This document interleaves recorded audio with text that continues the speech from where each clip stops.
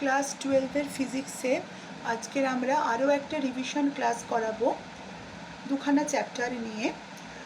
তার আগে একটা কথা তোমাদের জানিয়ে দিই যে ক্লাস 12-এর ফিজিক্সের টেক্সট বুক হিসেবে স্কুলে কিন্তু ছায়া প্রকাশনীর দুয়ারি মজুমদার মাইতির বইটাকে ফলো করা হবে।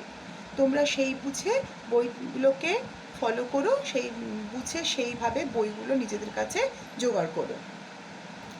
আচ্ছা, এবারে আসি প্রথম আমাদের যে চ্যাপ্টারটা যেটাকে নিয়ে আজকে রিভিশন দেব সেটা হলো পরমাণু বা অ্যাটমের চ্যাপ্টার। এই চ্যাপ্টারটা সম্বন্ধে আগে আমরা ক্লাস করেছি, প্রশ্ন উত্তর আলোচনা করেছি। এবারে আজকে আরও কিছু এই চ্যাপ্টার থেকে প্রশ্ন উত্তর আলোচনা করব। কী ধরনের প্রশ্ন আসতে পারে, বড় প্রশ্ন কী আসতে পারে, ছোট প্রশ্ন কী আসতে পারে, এবং যথারীতি তাদের কিভাবে উত্তর দিতে হয়, এবং অঙ্কের কোয়েশ্চেন হলে নিউমেরিক্যাল কোয়েশ্চেন হলে তাদের কিভাবে অঙ্কগুলোকে সলভ করতে হয় সেগুলো আজকের আমরা আরও একবার শিখে নেব। প্রথমে আমরা বড় প্রশ্নগুলোকে নিয়ে আলোচনা করি। প্রথমে একটা আমি নিউমেরিক্যাল প্রবলেম নিয়েছি। For a helium atom containing 2 protons, 2 neutrons and 2 electrons, দেখো হিলিয়াম পরমাণুতে তো তাই থাকে, দুটো প্রোটন থাকে, দুটো নিউট্রন থাকে, দুটো ইলেকট্রন থাকে। সেই হিলিয়াম অ্যাটমের জন্য প্রথমত calculate the first 5 energy level, প্রথম 5টা শক্তি স্তর ক্যালকুলেট করতে বলেছে। তার মানে প্রথম 5টা ওই লেভেলের n = 1 2 3 4 5 তার জন্য শক্তিগুলোকে ক্যালকুলেট করতে বলেছে। তারপরে বলেছে calculate the frequency in hertz of a photon emitted from n = 2 to n = 1। কি বললো একটা মানে n = 2 থেকে n = 1-এ যখন একটা ইলেকট্রন ট্রান্সমিট করবে তখন যে ফোটনটা বেরিয়ে আসবে তার ফ্রিকোয়েন্সি নির্ণয় করতে বলেছে ইন হার্জে। আর থার্ড প্রশ্ন বলেছে calculate the wavelength in metres of this photon, এই যে ফোটনটা এমিটেড হচ্ছে সেই ফোটনটার ওয়েভলেন্থ বা তরঙ্গ দৈর্ঘ্য নির্ণয় করতে বলেছে মিটারে। আচ্ছা, এক এক করে আমরা দেখি। প্রথমে বলেছে calculate the first 5 energy level, প্রথম 5টা শক্তি স্তরের শক্তি ক্যালকুলেট করতে বলেছে। আমরা জেনারেল ফর্মুলা জানি, আমি এখানে সব হিন্টস দিয়ে গেছি। জেনারেল ফর্মুলা জানি যে এন লেভেলের nth শক্তি স্তরের যে এনার্জি সেটা En, সেটা হচ্ছে -z²/n², যেখানে জেডটা হচ্ছে কি সেই মৌলের পরমাণু ক্রমাঙ্ক, ইয়ার মানে ওই ভূমিস্তর এনার্জি যেটা, আর এন হচ্ছে কত নম্বর শক্তিস্তর সেটা। এই যে ইয়ার হচ্ছে -13.6 ইলেকট্রন ভোল্ট, এগুলো আমরা এই 13.6টা কিন্তু ইলেকট্রন ভোল্টে আমরা জানি। আর হিলিয়ামের জন্য জেডের ভ্যালুটা হয় 2। এবারে এক এক করে প্রথম 5টা এনার্জি লেভেলের জন্য বলেছে, তো তার মানে আমরা E1 E2, E1 মানে কি এনের ভ্যালু 1, E2 মানে এনের ভ্যালু 2, এইভাবে প্রথম 5টা এনের ভ্যালু 1 2 3 4 5 লিখে জেড আর ইয়ারটা তো কনস্ট্যান্টই থাকবে, এনের ভ্যালুটা আমরা বার করতে পারবো। এখানে অ্যান্সারগুলো করে দিয়ে দিয়েছি যে ফার্স্ট এনার্জি লেভেলটা হচ্ছে -54.4 ইলেকট্রন ভোল্ট, নিজের এগুলো ক্যালকুলেট করে মিলিয়ে নেবে। সেকেন্ড এনার্জি লেভেলটা হচ্ছে -13.6 ইলেকট্রন ভোল্ট। থার্ডটা হচ্ছে -6.04 ইলেকট্রন ভোল্ট। ফোর্থটা হচ্ছে -3.4 ইলেকট্রন ভোল্ট। আর 5 নম্বরটা হলো -2.176 ইলেকট্রন ভোল্ট। এইটা হচ্ছে 5টা শক্তি স্তরের শক্তির পরিমাণ। প্রথমটা পার্ট এ যেটা, সেটা আমাদের অঙ্ক কষা হয়ে গেল। দ্বিতীয়টা বলেছে calculate the frequency in hertz of a photon emitted, যখন একটা ইলেকট্রন n = 2 থেকে n = 1 এনার্জি লেভেলে যায় তখন যে ফোটনটা বেরিয়ে আসে সেই ফোটনের ফ্রিকোয়েন্সি নির্ণয় করতে বলেছে। তার মানে এখানে তো আমাদের বোরের ফ্রিকোয়েন্সি কন্ডিশনটাকে অ্যাপ্লাই করতে হবে যে ডেল্টা E = E2 - E1। E2টা কি? E2 হচ্ছে সেকেন্ড এনার্জি লেভেলের এনার্জি এবং E1টা হচ্ছে ফার্স্ট এনার্জি লেভেলের এনার্জি। এই ভ্যালুগুলো আমাদের আগেই ক্যালকুলেট করা হয়ে গেছে। E2 এর ভ্যালু এই যে -13.6 ইলেকট্রন ভোল্ট, আর E1 এর ভ্যালু হচ্ছে -54.4 ইলেকট্রন ভোল্ট। তাহলে এটা ক্যালকুলেট করে আমাদের এলো 40.8 ইলেকট্রন ভোল্ট। কিন্তু তোমাকে প্রশ্নটা করেছে হার্জের সাথে তো ইলেকট্রন ভোল্টকে রিলেট করতে গেলে আগে আমাকে ইলেকট্রন ভোল্টটাকে SI ইউনিট জুলে কনভার্ট করতে হবে। শক্তি তো, তার মানে জুলে কনভার্ট করতে হবে। জুলে কনভার্ট করতে গেলে ইলেকট্রন ভোল্ট, তার মানে 1.602 × 10⁻19 দিয়ে গুণ করলে সেটা জুলে কনভার্ট হয়ে যাবে। এইটা হচ্ছে এত জুল হলো ওদের দুজনের মধ্যে এনার্জি ডিফারেন্স, মানে সেকেন্ড থেকে ফার্স্ট এনার্জি লেভেলে ইলেকট্রনটা যেতে গেলে এই পরিমাণ শক্তি সে রেডিয়েট করে। এই শক্তির মধ্যে আমাকে দেখতে হবে যে ফোটন, মানে এই পরিমাণ শক্তি বিশিষ্ট ফোটন সে রেডিয়েট করে। এই ফোটনটার এনার্জি কত? এখন ডেল্টা ই সেটা তো হচ্ছে এইচ নিউ। এইচ হচ্ছে আমার প্ল্যাঙ্কস কনস্ট্যান্ট, আর নিউ হচ্ছে তার ফ্রিকোয়েন্সি। তাহলে নিউ কত? Del E by H, value বসাও, বেরিয়ে যাবে কত হার্জ। এইচের value metre square KG per সেকেন্ডে লিখবে, আর এটা জুলে রয়েছে, মানে সবকটাই এসআইতে আর কি, তাই জন্য নিউ এর ভ্যালুটা বেরিয়ে যাবে হার্জে। আর বলেছে ওই ফোটনটার ওয়েভ লেন্থ কত, মানে তরঙ্গ দৈর্ঘ্য কত। আর নিউ যদি বেরিয়ে যায় তাহলে তরঙ্গ দৈর্ঘ্যের সঙ্গে কি সম্পর্ক? Lambda equal to C by nu, C equal to nu lambda. তাহলে ল্যামডার ভ্যালু হচ্ছে সি বাই নিউ, আবার সি এর ভ্যালু আমরা জানি, নিউ এর ভ্যালু বসিয়ে আমাদের ইন মিটার, তার মানে সবই তো আছে। হার্জে বেরিয়েছে মানে জিনিসটা মিটারের সঙ্গে কম্প্যাটিবল এসআই ইউনিট, সেটা আমরা ক্যালকুলেট করে কত পরিমাণ বেরোচ্ছে ল্যামডা পরিমাণটা সেটা বের করতে পারবো। এই গেল একটা প্রশ্ন। স্টেপ বাই স্টেপ করলে ঠিকই সলভ করা যায়, কোনো অসুবিধা হয় না। আর আমাদের উচ্চ মাধ্যমিক পরীক্ষায় যে নিউমেরিক্যাল প্রবলেমসগুলো আসে সেগুলো মোটামুটি থিওরি পড়া থাকলে এবং একটু প্র্যাকটিস থাকলেই কিন্তু যথেষ্টই সলভ করা যায়। খুব শক্ত, প্রচণ্ড একদম ট্রিকি কোনো প্রশ্ন কিন্তু নিউমেরিক্যাল প্রবলেমস বা এমনি প্রশ্ন কিন্তু উচ্চ মাধ্যমিক পরীক্ষায়, বোর্ডের পরীক্ষায় কিন্তু আসে না। আচ্ছা, এবারে আমরা একটা আরও একটা অঙ্ক নিয়েছি। Find out the longest wavelength of absorption line for hydrogen gas containing atoms in ground state। আচ্ছা, এটা হাইড্রোজেন স্পেকট্রাম থেকে বলছে যে hydrogen find out the longest wavelength of absorption line. হাইড্রোজেনের যে শোষণ বর্ণালী হয় সেই শোষণ বর্ণালীর লংগেস্ট ওয়েভলেন্থ, মানে সব থেকে বড় যে তরঙ্গ দৈর্ঘ্য আছে সেইটা নির্ণয় করতে হবে।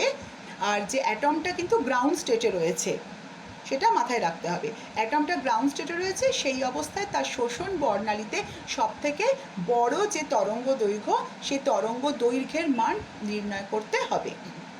আচ্ছা, হাইড্রোজেন বর্ণালী তরঙ্গ দৈর্ঘ্যের যে এক্সপ্রেশনটা আছে সেটা হচ্ছে 1/λ সমান r into Z square into 1/n1² minus 1/n2²। নিশ্চয়ই মনে পড়ছে। ল্যামডা হচ্ছে ওই বর্ণালীর তরঙ্গ দৈর্ঘ্য, আর হচ্ছে রিডবার্গ কনস্ট্যান্ট, জেড হচ্ছে যার বর্ণালী, যে মৌলটা এখানে হাইড্রোজেন, তার পরমাণু ক্রমাঙ্ক, আর n1 আর n2 হচ্ছে একটা থেকে আর একটাতে যখন যাচ্ছে তখন সেই মানে 1 থেকে 2তে যেখানে যাচ্ছে সেই দুটো এনার্জি লেভেল। এইবারে দেখো, এইবারে আর এর ভ্যালুটা হাইড্রোজেনের ক্ষেত্রে হচ্ছে 109673 পার সেন্টিমিটার, এই ভ্যালুটা আমরা জানি। আর লংগেস্ট ওয়েভলেন্থের ক্ষেত্রে কিন্তু ডেল্টা ইটা মিনিমাম হয় বলেই আমি ধরে নিচ্ছি যে 1 আর 2 এর মধ্যে। এটা n1 আর n2 মানে n1 আর n2 না, এটা হচ্ছে ইনিশিয়াল আর ফাইনালের মধ্যে। তার মানে এখানে n1টা 1 আর n2টা যখন 2 হচ্ছে, মানে যখন এটা 1 নম্বর আর 2 নম্বর শক্তি স্তরের মধ্যে ইলেকট্রনটা যাতায়াত করছে তখনই হচ্ছে চেঞ্জ অফ এনার্জিটা মিনিমাম হচ্ছে। আর এনার্জি চেঞ্জ মিনিমাম হলেই কি হচ্ছে, তরঙ্গ দৈর্ঘ্যটা সব থেকে বড় হচ্ছে। তাই জন্য লংগেস্ট ওয়েভলেন্থ করতে গেলে আমাদের ফার্স্ট আর সেকেন্ড এনার্জি লেভেলের মধ্যেই কিন্তু আলোচনাটা করতে হবে। তাহলে এখানে আমরা এখন সবই দেখতে পাচ্ছি। 1/λ ইজিক্যাল টু হাইড্রোজেনের ক্ষেত্রে আর এর ভ্যালু জানি, হাইড্রোজেনের ক্ষেত্রে জেড এর ভ্যালু জানি, আর n1টা হচ্ছে 1, n2টা হচ্ছে 2। তাহলে এগুলো ভ্যালু বসিয়ে আমি ল্যামডার ভ্যালুটা বেরিয়ে যাবে, এখানে আসবে হচ্ছে 121.6 ন্যানোমিটার। আচ্ছা, এবারে একটু বড় একটু লং মতো থিওরিটিক্যাল কোয়েশ্চেন এই চ্যাপ্টার থেকে যেরকম আসে সেগুলো একটু আলোচনা করব। প্রথমে write down the postulates of Bohr's theory, মানে বোর থিওরির যে স্বীকার্যগুলো, বোরের যে স্বীকার্যগুলো সেগুলো সম্বন্ধে আলোচনা করতে বলেছে। এর একদম পরপর তিনটে রয়েছে। প্রথমটা কী সংক্রান্ত ছিল? অ্যালাউড অরবিট সংক্রান্ত, মানে যে ইলেকট্রনগুলো যে কোনো কক্ষপথে ঘুরতে পারে না, ইলেকট্রনগুলো একটা ফিক্সড কক্ষপথেই ঘুরবে এবং সেইখানে ঘোরার সময় সেটা পার্কিং অরবিট, যে সেখানে ঘোরার সময় তার এনার্জির কোনো চেঞ্জ হবে না। পুরো একটা অরবিটে যখন ইলেকট্রনগুলো থাকবে তখন তাদের এনার্জিটা ফিক্স থাকবে। এটা ছিল একটা পস্টুলেট। আর একটা ছিল ফ্রিকোয়েন্সি কন্ডিশন, যে ইলেকট্রনগুলো এবার যখন একটা অ্যালাউড অরবিট থেকে আর একটা অ্যালাউড অরবিটের মধ্যে যাতায়াত করবে তখন সে তার ইনিশিয়াল শক্তি লেভেল এবং অন্তিম শক্তি স্তর তাদের মধ্যে মানে যাতায়াত বুঝে সেই এনার্জি অ্যাবজর্ব করবে বা রেডিয়েট করবে। সেটা ডিপেন্ড করছে কি, লোয়ার এনার্জি থেকে হায়ার এনার্জি যেতে গেলে সে এনার্জি অ্যাবজর্ব করবে, আর হায়ার এনার্জি থেকে লোয়ার এনার্জি আসতে গেলে সে এনার্জি রেডিয়েট করবে। এটা হচ্ছে ফ্রিকোয়েন্সি কন্ডিশন। আর থার্ডটা ছিল কোয়ান্টাম কন্ডিশন। কোয়ান্টাম কন্ডিশন হচ্ছে যে ওই ইলেকট্রনগুলো সেই সমস্ত কক্ষপথেই ঘুরবে যেখানে তাদের কৌণিক ভরবেগটা হবে NH/2π এর সঙ্গে সমান। এনটা হচ্ছে প্রিন্সিপাল কোয়ান্টাম নাম্বার, এইচ হচ্ছে প্ল্যাঙ্ক কনস্ট্যান্ট, আর পাই তো কনস্ট্যান্ট। তাহলে এই তিনটাকে আমি যদি লিখে দিই পয়েন্ট করি, সেটাই হচ্ছে বোর থিওরির পস্টুলেটগুলো। নেক্সট কোয়েশ্চেন আসছে আবার ভেঙে পার্টে কোয়েশ্চেন আসছে, স্টেট মোজলেস ল। মোজলেস লটা কি সংক্রান্ত? ওই সেই ক্যারেক্টারিস্টিক এক্স রের ফ্রিকোয়েন্সি, এক একটা ডগা, এই যে গ্রাফটা আঁকলে এক একখানা ডগা পাওয়া যাচ্ছে, সেই পার্টিকুলার ডগাগুলোর ফ্রিকোয়েন্সি সংক্রান্ত। বলছে যে ওই ফ্রিকোয়েন্সিটার বর্গমূল সেটা সমানুপাতিক হয় যে মৌলের ওটা ক্যারেক্টারিস্টিক এক্স রে পাওয়া যাচ্ছে তার পরমাণু ক্রমাঙ্কের সঙ্গে, অর্থাৎ root nu varies as Z. এটা গেল। আর explain the formation of the characteristic X ray, মানে ক্যারেক্টারিস্টিক এক্স রে, বৈশিষ্ট্যমূলক এক্স রে গঠনটা কিভাবে হচ্ছে সেটা বলো।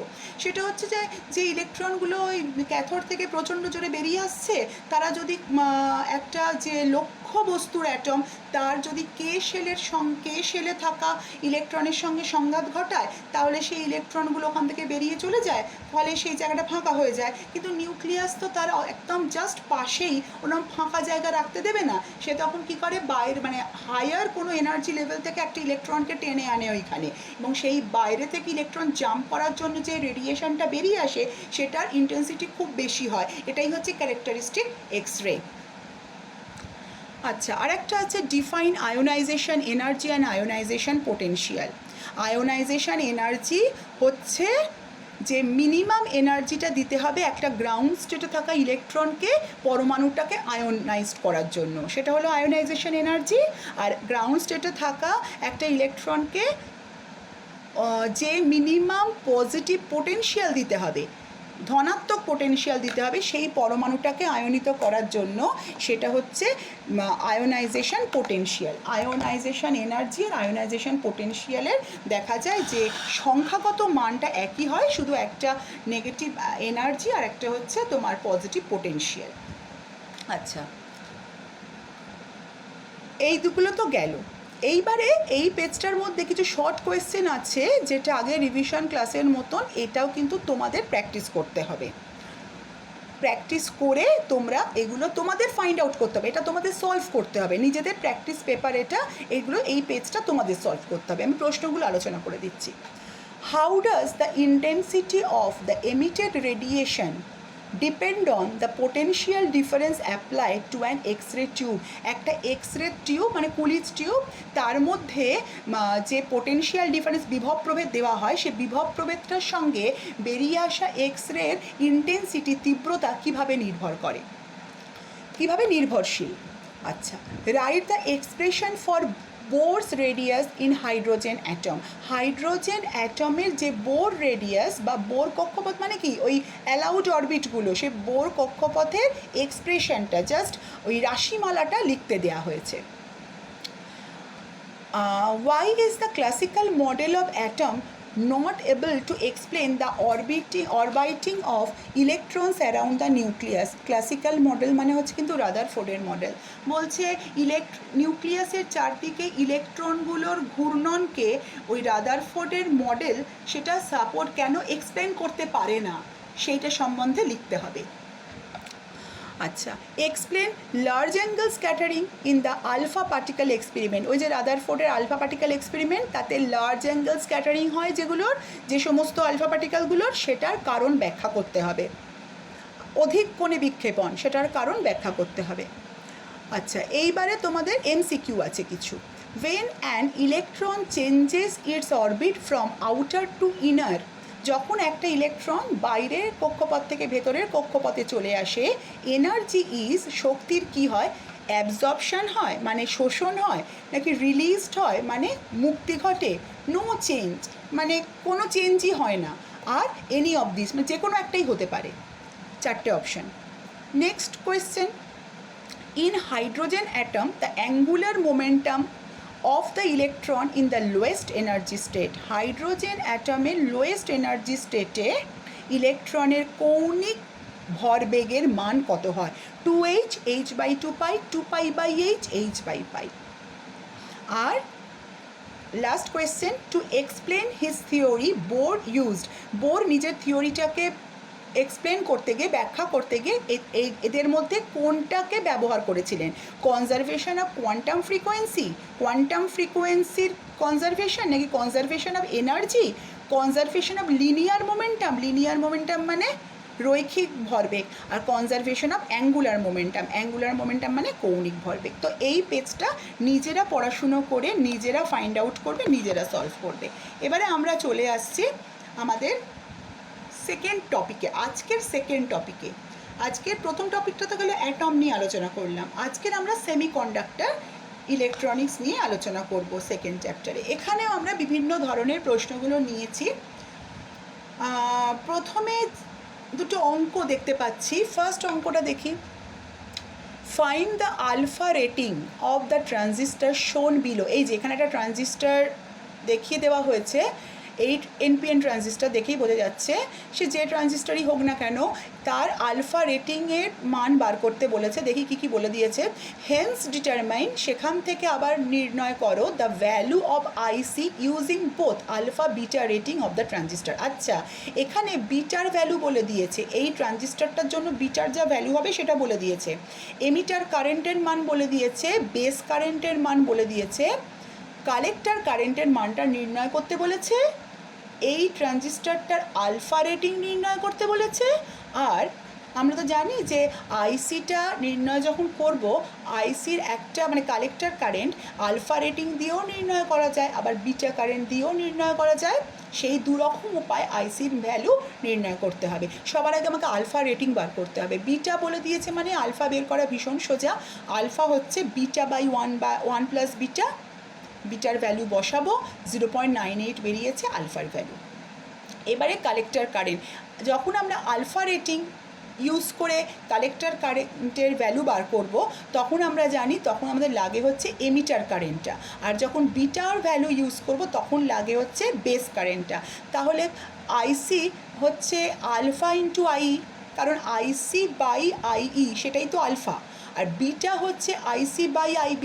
এই দুটো জাস্ট রিলেশন আমরা ম্যাচ করব, দেখব যে দুটো সমান আসছে কিনা। আইসি হচ্ছে আলফা ইন্টু আই, আবার বিটা ইন্টু আইবি। তাহলে আলফা রেটিংয়ের ভ্যালুটাও আমরা জানি, আইইর ভ্যালুটা এখানে বলে দিয়েছে, সেটা বসিয়ে যে ভ্যালুটা পাচ্ছে দেখব। বিটার ভ্যালু ওরা বলে দিয়েছে, বেস কারেন্টের ভ্যালু বলে দিয়েছে।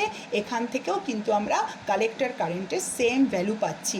এখানে মিলি অ্যাম্পিয়ার দিয়েছে, এখানে মাইক্রো অ্যাম্পিয়ার দিয়েছে, তাই তো আসে, ওই অর্ডারেই আসে। সুতরাং অঙ্ক করার সময় এই ইউনিটগুলোর দিকে একটু খেয়াল রাখতে হবে। এটা গেল প্রথম অঙ্ক। এখানে একটা সিই কনফিগারেশনে ট্রানজিস্টার দেওয়া রয়েছে দেখতে পাচ্ছি। এটাও একটা এনপিএন ট্রানজিস্টার। এটা তো ভিবিবি, এটা ভিসিসির ভ্যালু বলে দিয়েছে। এখানে একটা কালেক্টর, এখানে লোড রয়েছে আরসিটারও একটা ভ্যালু বলে দিয়েছে 800 ওম। আর এর এগেনস্টে যে পোটেনশিয়াল ড্রপটা হচ্ছে সেটা হচ্ছে 0.5 ভোল্ট, এটা বলে দিয়েছে, আর কিছু বলে দেয়নি। এখানে বলে দিয়েছে ভিসিসির ভ্যালু বলে দিয়েছে, আরসির ভ্যালু বলে দিয়েছে, আর আগেনস্টে যে পরিমাণ বিভব পতন হচ্ছে সেই ভ্যালুটা বলে দিয়েছে। ও আর আলফার ভ্যালু বলে দিয়েছে 0.96, মানে এই ট্রানজিস্টরের আলফার ভ্যালু। কী কী নির্ণয় করতে হবে? ভিসিই, এই ভিসিই কালেক্টর এমিটার যে ভোল্টেজটা সেটা নির্ণয় করতে হবে, আর বেস কারেন্ট নির্ণয় করতে হবে।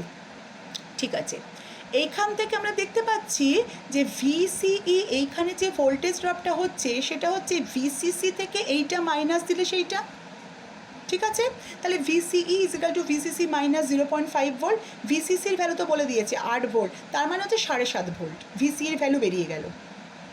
এইবারে কালেক্টর কারেন্ট, কালেক্টর কারেন্ট এখানে একদম সোজা ওহমের সূত্র লাগাবো।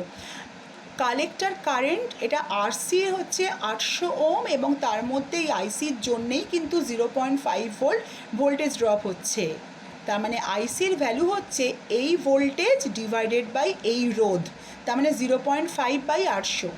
এই যে এর ভ্যালু বেরোচ্ছে 0.625 মিলি অ্যাম্পিয়ার কালেক্টর কারেন্টের মান। ঠিক আছে, আর কি বলেছে জানো? বিটার ও আচ্ছা, আর এখানেও আইসির ভ্যালু থেকে আইবির ভ্যালু বার করতে হবে। তো আইসির ভ্যালু থেকে আইবির ভ্যালু বের করতে গেলে আইসি আর আইবির মধ্যে বিটার রিলেশন আছে, তার মানে আমাকে বিটার ভ্যালু বের করতে হবে। বিটার ভ্যালু বের করার জন্য আলফাকে কাজে লাগাতে হবে। বিটা হচ্ছে আলফা বাই 1 মাইনাস আলফা, দেখা গেল আলফার ভ্যালু বসিয়ে 24 ভ্যালু এলো। এইবারে আমি আইবি হচ্ছে আইসি বাই বিটা, সেখান থেকে ভ্যালু বেরোলো 0.026 মিলি অ্যাম্পিয়ার। এইভাবে স্টেপ বাই স্টেপ এগুলোকে সলভ করলে কোনো অসুবিধা থাকে না। আমাকে শুধু প্রথমে লিখে নিতে হবে আমাকে কি কি জিনিস দিয়ে দিয়েছে আর কি কি বার করতে হবে, তবেই চোখের সামনে আমাকে ফর্মুলাগুলো আমার চোখের সামনে ফুটে উঠবে। আচ্ছা, এইবারে অপেক্ষাকৃত কম লেন্থের কিছু থিওরিটিক্যাল কোয়েশ্চেন আছে। What is a photodiode? Photodiode কাকে বলে? ফোটোডায়োডের বাংলা ফোটোডায়োডই। হাউ ডাজ ইট ওয়ার্ক, এবং সেটা কিভাবে কাজ করে? দেখো, পুরো ব্যাপারটাই আমি একটু আরেকবার হিন্টস দিয়ে দিচ্ছি। ফোটোডায়োড হচ্ছে এক ধরনের পিএন জাংশন ডায়োড, যেটাকে বিপরীত বায়াস বা রিভার্স বায়াসে রাখা থাকে। ঠিক আছে, এইখানে কি হচ্ছে, যখন এর উপর আলো পড়ছে না তখন কিন্তু এই নর্মাল পিএন জাংশন ডায়োডকে রিভার্স বায়াসে রাখা থাকলে যেমনভাবে বিহেভ করে এ কিন্তু সেভাবেই বিহেভ করছে।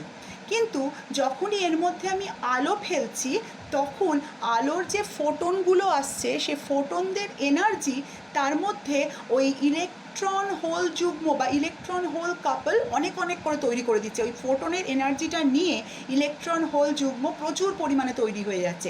তার মানে কি, ইলেকট্রন হোল কারা? কারেন্টের ক্যারিয়ার। তার মানে কি হচ্ছে, ওই যে রিভার্স বায়াসে থাকার জন্য রিভার্স স্যাচুরেশন কারেন্টের মান ভীষণভাবে বৃদ্ধি পেয়ে যাচ্ছে। ফোটোডায়োড এইভাবেই কাজ করে। আর এই যে আলো ফেলছি আমি, অর্থাৎ যে ফোটনটা এসে আপতিত হচ্ছে ফোটোডায়োডের ওপর, সেই ফোটনের ইন্টেন্সিটির ওপর এই রিভার্স স্যাচুরেশন কারেন্টটা কিন্তু নির্ভর করে, মানে সরাসরি নির্ভর করে, সমানুপাতিক হয়। যত বেশি ইন্টেন্সিটি হবে ফোটনগুলোর, রিভার্স স্যাচুরেশন কারেন্টের মানও তত বৃদ্ধি পাবে। এটা বোঝা গেল আশা করি। এইবারে হচ্ছে what is the doping level in Zener diode. হ্যাঁ, মানে জেনার ডায়োড কী লেভেলে ডোপ করা হয়? প্রথমত উত্তর হচ্ছে প্রচণ্ড, মানে বেশি মাত্রায় ডোপ করা হয়। তার কারণটা কি? কম মাত্রায় ডোপ করা হলে কি হতো?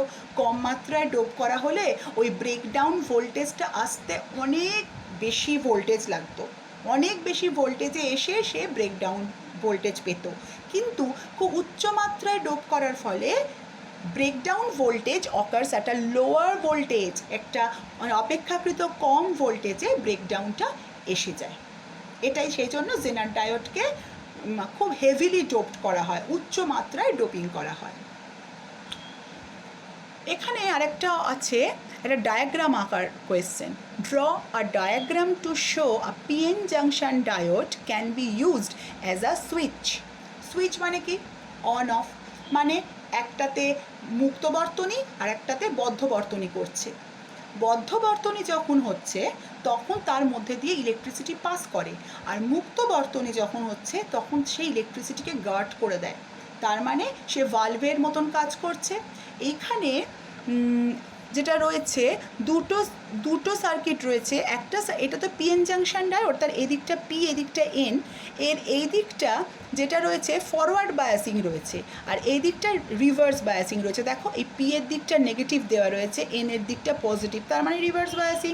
যে বায়াসিংয়ে গেলে একটা ডায়োড কোনো কাজ করে না, মানে তার মধ্যে দিয়ে কারেন্ট পাস করে না, অর্থাৎ সে সুইচ অফ হিসেবে কাজ করে।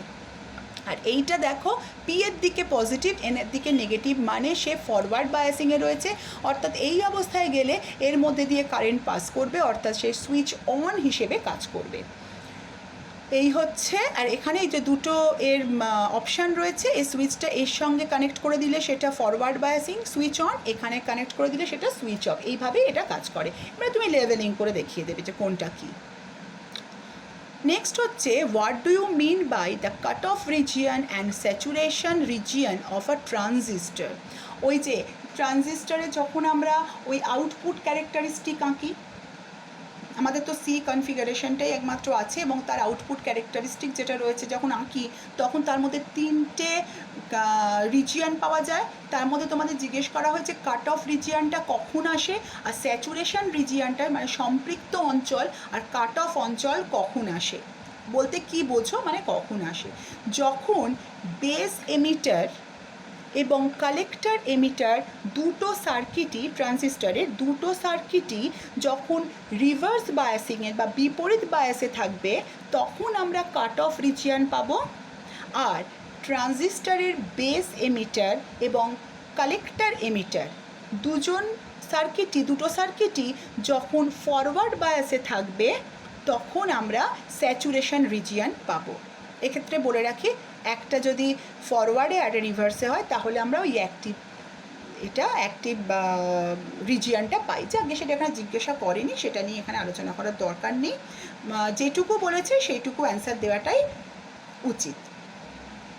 এটা গেল। এইবারে আমাদের চলে আসছি আবার আমরা সেই শর্ট কোয়েশ্চেনের পেজটা, যেটা তোমাদের সলভ করার জন্য, তোমরা এটাকে সলভ করবে। প্রথম প্রশ্নগুলো আলোচনা করে দিচ্ছি। How does the resistance of a pure semiconductor vary with temperature. একটি পিওর সেমিকন্ডাক্টর, সেই পিওর সেমিকন্ডাক্টরের রোধ তাপমাত্রার সঙ্গে সঙ্গে কিভাবে পরিবর্তিত হয়। Next, what type of semiconductor is produced by doping a pentavalent impurity? Pentavalent impurity মানে অশুদ্ধি, পেন্টাভ্যালেন্ট অশুদ্ধি প্রয়োগ করে একটা সেমিকন্ডাক্টরে, কী ধরনের সেমিকন্ডাক্টর, পিওর সেমিকন্ডাক্টর যখন আমরা পেন্টাভ্যালেন্ট ইম্পিউরিটি প্রয়োগ করি তখন কী ধরনের সেমিকন্ডাক্টর তৈরি হয়। Who are the current carriers in a PNP transistor. একটা পিএনপি ট্রানজিস্টারে কারেন্টের ক্যারিয়ার মানে তড়িতের, ক্যারিয়ারের তো বাংলা ক্যারিয়ারই, তড়িতের বাহক কারা হয় পিএনপি ট্রানজিস্টারে। আরেকটা বলছে draw the circuit of a PN junction diode acting as full wave rectifier. আমি দেখালাম PN junction diode acting as a switch, আর কোয়েশ্চেন তোমরা যেটা আঁকবে সেটা হচ্ছে একটা পিএন জাংশন ডায়োড একটা পূর্ণ তরঙ্গ রেকটিফায়ার হিসেবে কাজ করছে, তার সার্কিটটা আঁকবে। এবারে কয়েকটা এমসিকিউ রয়েছে, দেখে নাও। Zener diodes are also known as, Zener ডায়োডকে এই নামেও ডাকা হয়, 4টে option, voltage regulator, forward bias diode, breakdown diode, নাকি নান অফ দিস। মানে ভোল্টেজ রেগুলেটর বলে ডাকা হয়, নাকি ফরওয়ার্ড বায়াস ডায়োড বলে ডাকা হয়, ব্রেকডাউন ডায়োড বলে ডাকা হয়, নাকি এর কোনোটাই বলে ডাকা হয় না। Which of the following is the correct symbol for the Zener diode? এই 4টে সিম্বল দিয়ে দেওয়া হয়েছে, একটু ভালো করে দেখো। এই 4টে সিম্বল, এটা হচ্ছে শুধুমাত্র একটা সার্কেলের মধ্যে একটা ট্রায়াঙ্গেল, এখানে সার্কেলের মধ্যে ট্রায়াঙ্গেল আর তার মুখে একটা হাফ সার্কেল, এখানে সার্কেলের মধ্যে ট্রায়াঙ্গেল এবং তার পেছনে আবার একটা ভি, মানে ওই ট্রায়াঙ্গেলেরই সামনের দিকটা। আর এটা হচ্ছে সার্কেলের মধ্যে একটা ট্রায়াঙ্গেল এবং তার সামনে একটা জেড। তো কোনটা জেনার ডায়োডের সঠিক সিম্বল? পরের প্রশ্ন, the number of depletion layers in a transistor is, একটা ট্রানজিস্টরের মধ্যে কতগুলো ডিপ্লিশন রিজিয়ন থাকে? 4, 2, 1, 3। Next, the emitter of a transistor is doped. একটা ট্রানজিস্টরের এমিটারকে কীরকমভাবে ডোপড করা হয়? খুব হালকাভাবে, নাকি প্রচণ্ড, নাকি মডারেটলি মানে মাঝারি, আর অল অফ দিস, যখন যেমন খুশি সেরকম। প্রথম অপশান হচ্ছে লাইটলি, তারপরে হেভিলি, তারপর মডারেটলি, আর all of this. All of this মানে যেটা খুশি করলেই হলো। Last question, a hole in a semiconductor is. সেমিকন্ডাক্টরে হোল হলো আ ফ্রি ইলেকট্রন, একটি free electron. Second option, the incomplete part of an electron pair bond. Electron pairing যখন হয়, যে বন্ডিং তৈরি হয়, তখন যে মানে incomplete part of an electron pair bond মানে হচ্ছে ইলেকট্রন যখন পেয়ারিং করে তখন সে যখন অসম্পূর্ণ অংশ, তার অসম্পূর্ণ অংশ। থার্ড হচ্ছে আ ফ্রি প্রোটন, একটি ফ্রি প্রোটন, নাকি আ ফ্রি নিউট্রন মানে একটি ফ্রি নিউট্রন। তো এই পেজটা নিজেরা সলভ করবে। আজকের মতো রিভিশন ক্লাস এখানেই শেষ হলো।